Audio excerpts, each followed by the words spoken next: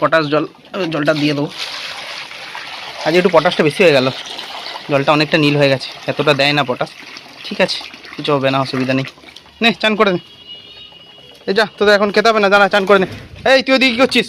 চ চ এদিকে যা, ওদিকে যা, যা যা ওদিকে যা, যা চান করে।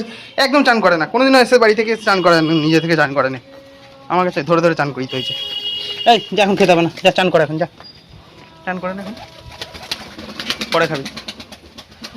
নে চান কর, যা চান কর, চ চ চ চ।